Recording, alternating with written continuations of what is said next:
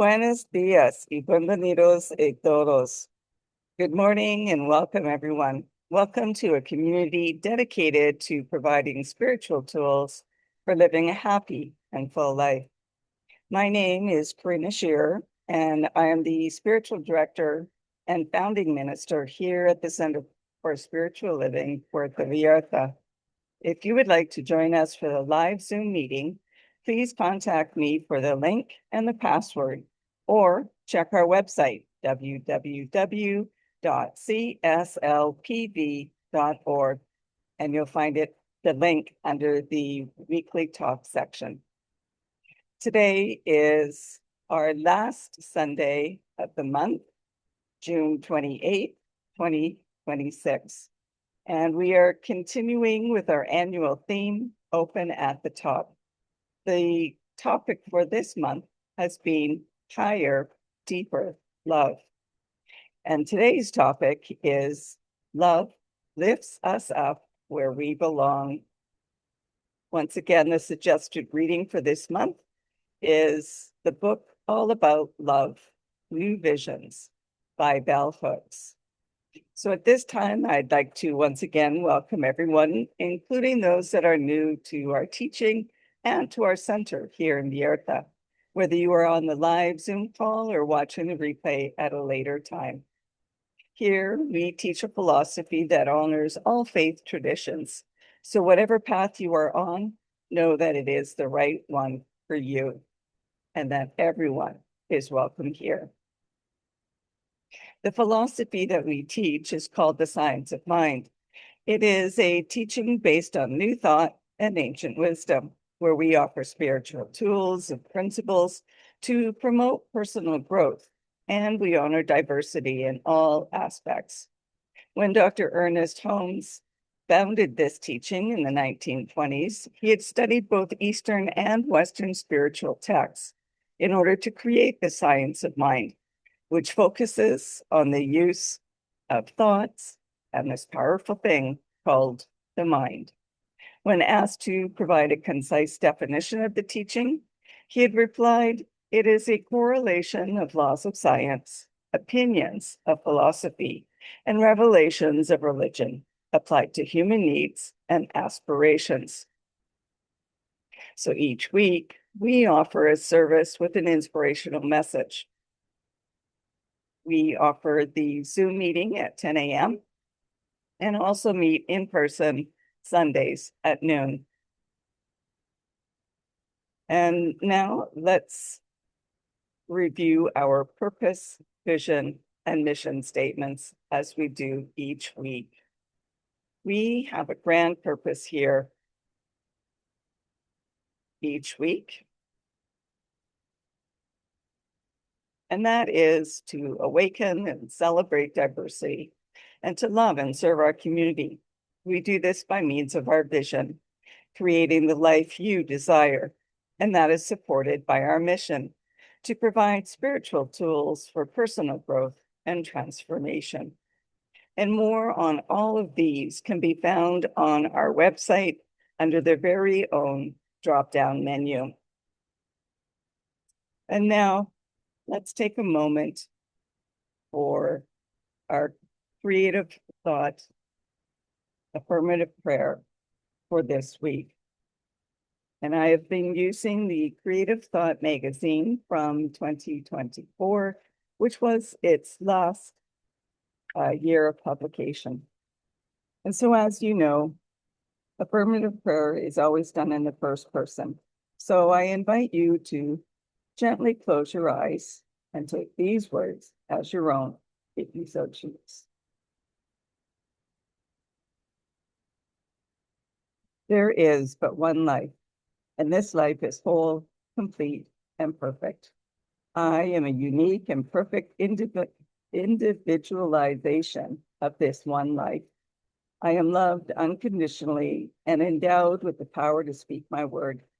Because I understand the law of life operates on my word without fail, I expect something vital and fulfilling to appear as my experience of good.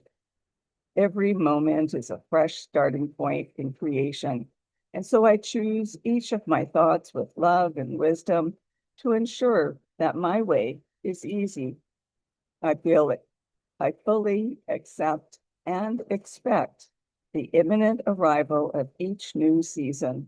And there is no question in my mind that my envisioned good is at hand. This present moment contains all of my good, and my grateful heart acknowledges and accepts this as my experience right now.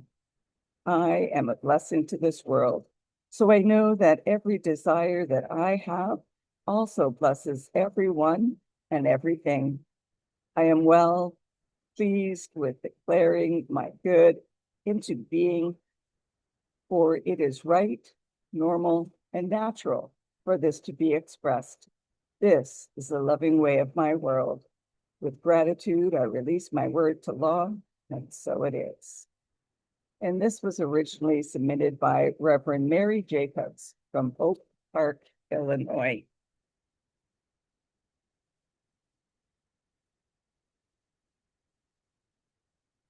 So in her book, All About Love, New Visions, Bell Hook wrote this: angels bear witness. They are the guardian spirits who watch, protect, and guide us through our lives.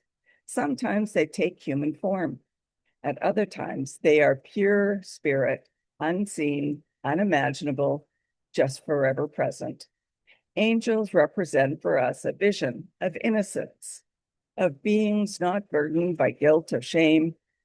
Our cultural passion for the angelic expresses our longing to be in paradise, to return on earth to a time of connectedness and goodwill, to a time when we were wholehearted. In representation, angels are most often given a childlike visage to remind us that enlightenment comes only as we return to a childlike state. We see angels as lighthearted creatures in swift motion, reaching for the heavens. Their being and the weight of their knowledge is never static, always changing. They see through our false selves, possessing psychic insight, intuition, and the wisdom of the heart. They stand for the promise of life fulfilled through the union of knowledge and responsibility. As guardians of the soul's well-being, they care for us and with us. Our turning toward the angelic is evocative of our yearning to embrace spiritual growth. It reveals our collective desire to return to love. So yes, love lifts us up where we belong. And this week, our talk title invites us to view the world systems through the eyes of love, honoring its paradox of flaws and healing. This path with love calls us, individually and collectively, to embrace our inherent loving nature and listen with our heart for our part to play. Ernest Holmes wrote this: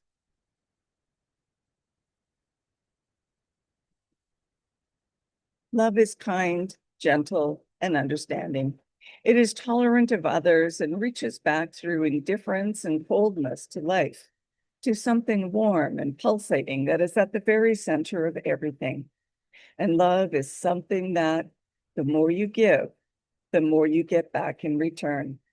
But refusing to give it out seems to short circuit any possibility of its returning.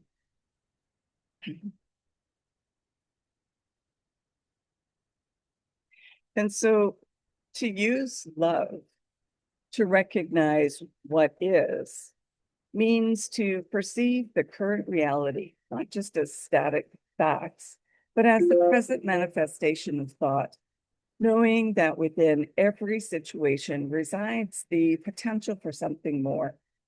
When we look through the lens of love, we're not condoning pain or injustice, but rather acknowledging the current state while simultaneously impressing upon the universal law a higher truth. And this conscious recognition, imbued with love, becomes the foundation of our co-creative power. We understand that thought, unified with feeling, sets the law into motion. Therefore, to create our world, we intentionally infuse our desired vision with deep love, holding it as already accomplished within the divine mind. This isn't wishful thinking, but a deliberate act of spiritual partnership. And it's shaping reality from the inside out.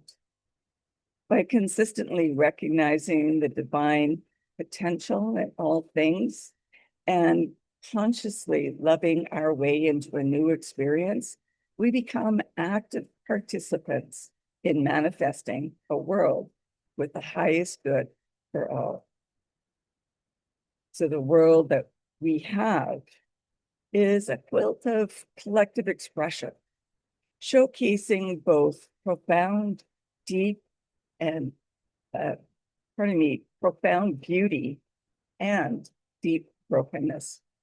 We witness the exhilarating joy of cooperation, where shared visions unite us, alongside the sharp pain of disconnection and persistent injustice.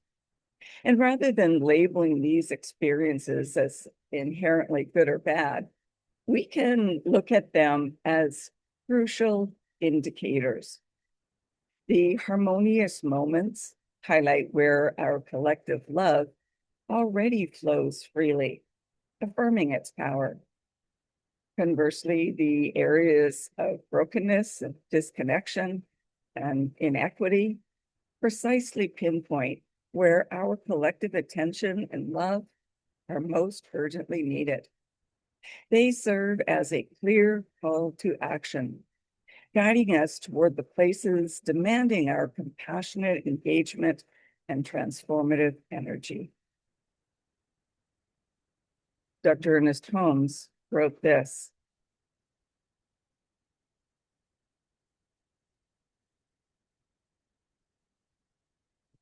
life is not only where we are, it is what we are.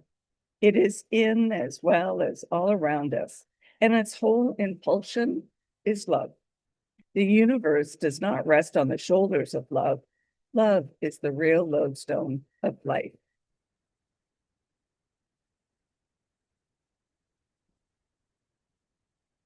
So the world that we envision demands our active participation, recognizing that systemic change, mutual aid, and reparative practices are vital expressions of love. And it's in these efforts that the invisible threads of connection become visible, revealing where collective attention can heal deep wounds. And we must honor the paradox that progress and imperfection coexist, acknowledging strides forward while remaining mindful of persistent challenges. This journey isn't about achieving a flawless state, but rather about continuous, concise engagement. What systems are we called to understand or influence with love? And where can our actions foster greater equity and visible support? How are we actively embracing the sacred work of co-creating a world that truly reflects our deepest truths and our highest love? Adrienne Mary Brown wrote this: we live and die inside of systems that were imagined centuries ago by those ambitious and narrow minds of colonists and patriarchs, which were obsessed with protection and domination. But we know so much more now.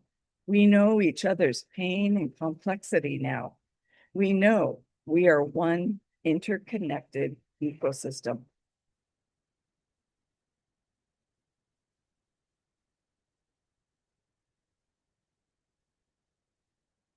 And here's some wisdom from Buddha. Karma is a Sanskrit word that means action. The law of karma refers to the law of cause and effect, that every volitional act brings about a certain result. If we act motivated by greed, hatred, or delusion, we are planting the seed of suffering.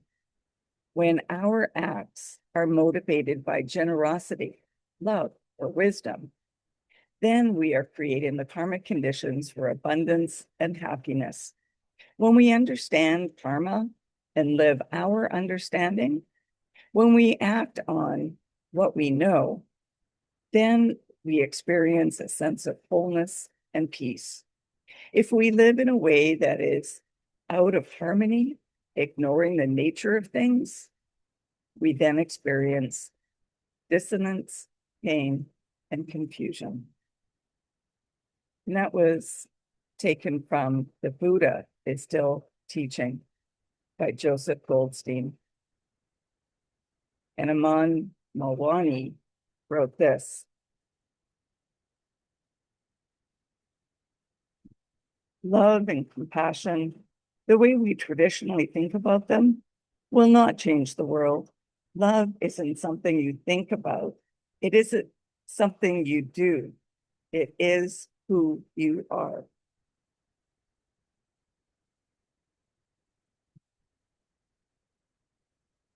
So the world that we get to create is an exciting invitation to conscious co-creation, collaboration, and profound transformation. It's a space where we honor both the significant challenges that we face and the boundless possibilities that reside within our collective potential. And this isn't about ignoring difficulties. It's about engaging with them through the lens of love. We are called to embody collective care, extending compassion and support across all boundaries. We embrace spiritual solidarity, recognizing our inherent interconnectedness as the foundation of our actions. This is the sacred work of shaping a world that authentically reflects our deepest truths, truths rooted in unity, justice, and compassion. By consciously choosing love as our guiding principle, we actively manifest a future that resonates with our highest aspirations for humanity. And Thomas Friedman wrote this: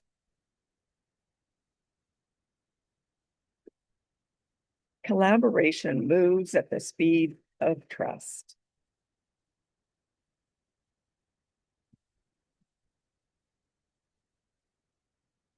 So love consistently calls us as a collective to go higher and deeper. It invites us to transcend superficial differences and delve into the profound unity that connects all of us. This journey isn't about creating something new. It's about actively finding and celebrating the inherent beauty and wisdom that already exists within our shared human story. Love urges us to acknowledge our collective resistance, our deepest longings, and even the challenging aspects of our past.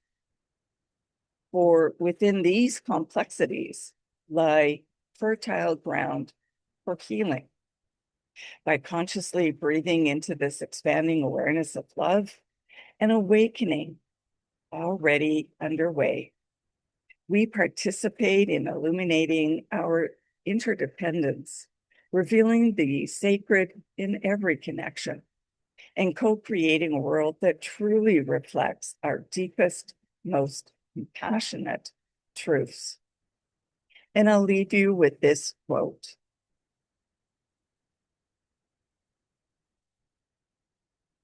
Love is the affinity which links and draws together the elements of the world. Love, in fact, is the agent of universal synthesis. And that leads us to our affirmation for the week. I am consciously co-creating a higher, deeper love in the world.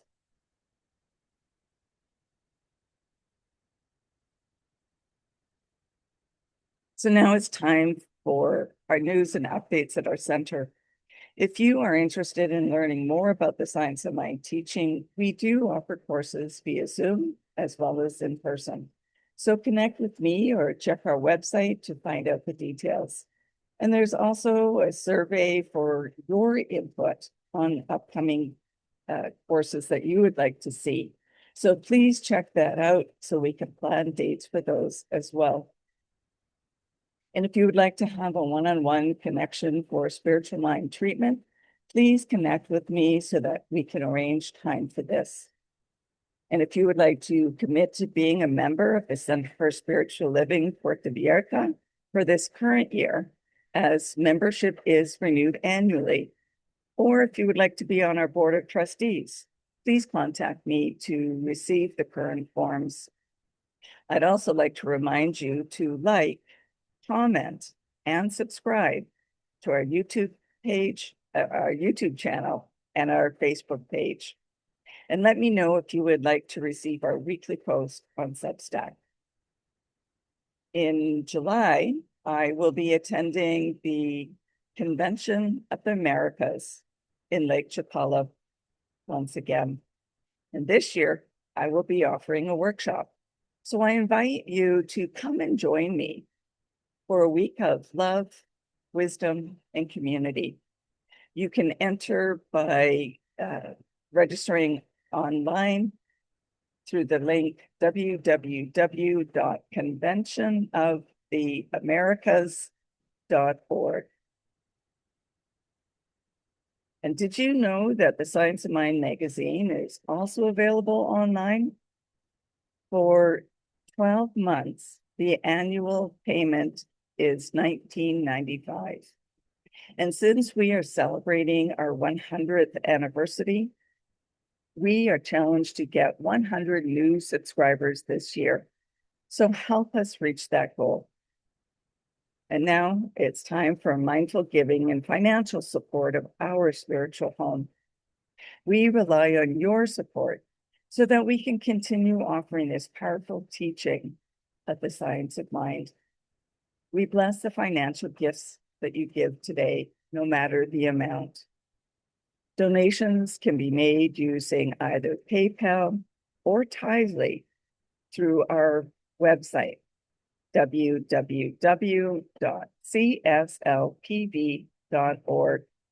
And you'll find the donate buttons on both the landing page as well as at the top of the page where you find our weekly talks. Alternatively, you can still send in a paper check by addressing it to CSLPV number 403, 2125 Birch Road, Kelowna, BC, B1Y8N1. And now please join me in our offertory affirmation. I know that my giving blesses and multiplies all that I am, all that I have, and all that I give and receive. I do give eternal thanks for the abundance that is mine to share. So thank you for coming and sharing this time together. And let's continue practicing peace. We can each be a force for peace and nonviolence. Our words and our actions create ripples of peace all around us and beyond. Peaceful living includes acting with compassion, kindness, and consideration. And it also includes standing up against injustice. Today, more than ever, we need to stand for peace. Hug your friends, your loved ones, and your neighbors. May peace and love be with you always, in all ways. Peace and blessings to all. Namaste.